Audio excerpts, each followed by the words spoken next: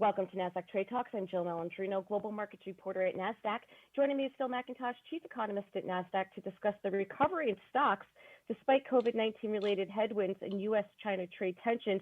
Phil, before we get into today's topic, I want to discuss a timely new educational offering from Nasdaq, the Smart Investing Hub. Whether you're just starting out or looking to brush up on your investing skills, Nasdaq will help you make smarter decisions about investing, saving, and protecting your money. And we'll cover three key verticals: introduction to investing, money matters, and trading essentials. And Phil, what better time for Nasdaq to launch the Smart Investing Hub with so many new investors entering the market? Yeah, that's right. I mean, a lot of the new investors have been blamed in the media for causing the market to rally as much as it has, although we've been talking about how some of the data is still pretty positive. But when you look at the data, a lot of the retail brokers have reported record new account openings. They've reported record options trading, record levels of stock trading flowing through. So the retail investors, it's kind of good to have them in the market because they actually add up to more assets for companies than mutual funds do. It's a really important piece of the stock market, and it's great to have some new entrants building wealth for the future. And so as markets are starting to calm a bit already following the three-session sell-off in big technology, and it goes back to the retail trading, what caused this move in stocks? Well, it might go back to the retail trading. There's a couple of theories out there. I mean, obviously, people have been looking at valuations, say that the valuations are quite stretched. The stocks have rallied a lot more strongly than earnings have. And actually, this year's earnings look like they're down pretty significantly. Stocks are looking forward, but even with the headwinds we're facing in the economy, it's hard to see the companies getting back to above pre-COVID revenues in the next 6 months. So the stock market's obviously looking quite a long way forward, and factoring in really low interest rates, which boost valuations, and potentially factoring in inflation as well, which will grow earnings on the backside sort of years out. So there's a lot of justification for the market to be high and to be overvalued. There's the retail coming in and potentially buying the market, but there's also some theories out there looking at option call buying that say that maybe SoftBank, which is a private equity fund, has positioned itself in some of the tech stocks with calls for the upside that have created hedging, where when the market rallies, people have to buy call hedges. So they buy on an up day, and then in the reverse, they sell on the down day to keep their options hedged properly.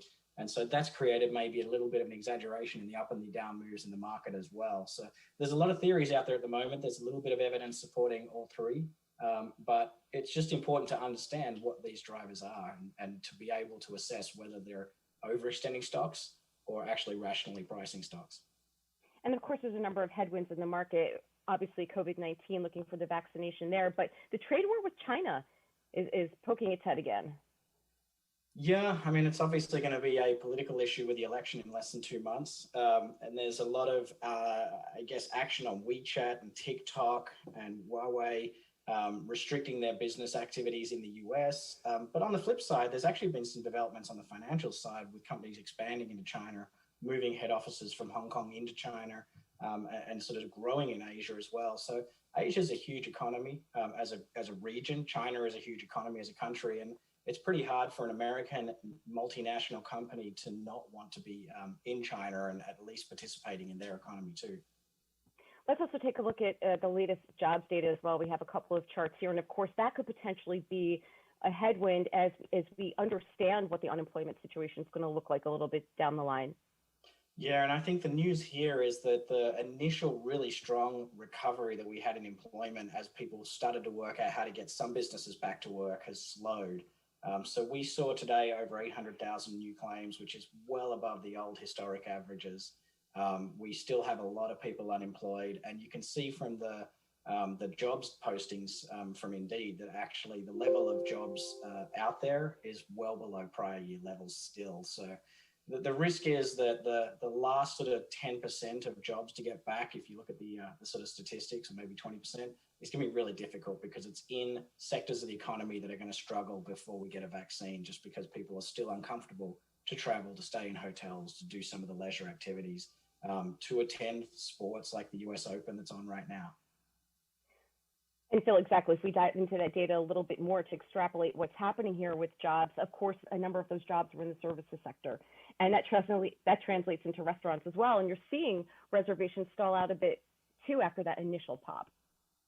Yeah, I mean, restaurants are kind of the classic, I guess, canary in the coal mine. You saw that they shut down completely when we shut down the economy. And a lot of the data on spread of COVID does show that being inside with a mask off, potentially drinking, and talking loudly over music is kind of the worst case scenario for super spreader events. They've happened all around the world in scenarios like that. And so we worked out pretty quickly how to get restaurants back open. It was summer. It made it easy to do dining on the streets or outdoors on balconies and porches. But then when we had that second wave of cases, you can see in the data, especially the states that had the new case spikes, people then backed away from going to restaurants and really changed their behavior, whether the economy was opening more or not. We've seen a slight uptick in restaurants more recently as people have worked out, again, how to still safely open, and the openings that we've done haven't had any adverse effects. New York is about to go indoor dining with 25% capacity. So, it's been one of the slowest to reopen, and it's getting there slowly. But this is one of the sectors that hires and employs a bunch of people.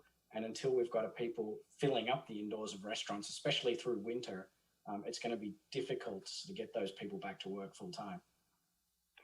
And of course, let's take a look at our last chart of the day here as we look at COVID-19 data globally, seeing some restrictions reimposed.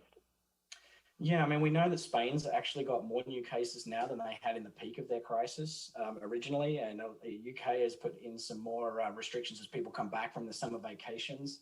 But the really interesting thing is that the hospitalizations are way lower this time around. The death rate is way, way lower this time around. So it does speak to the fact that potentially we're getting better at treating COVID. Potentially we're getting better at protecting the people that are most susceptible to really bad cases of COVID, which seem to be people over 50, especially over 60.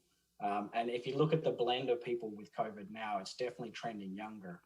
So there's a few different reasons why COVID looks like it's less deadly than it was before. And that's helpful, at least if we're trying to get things reopened as well. All right, Phil, thanks for joining us on Trade Talks. You're welcome, Jill. And thanks for joining me. I'm Jill Malandrino, Global Markets Reporter at Nasdaq.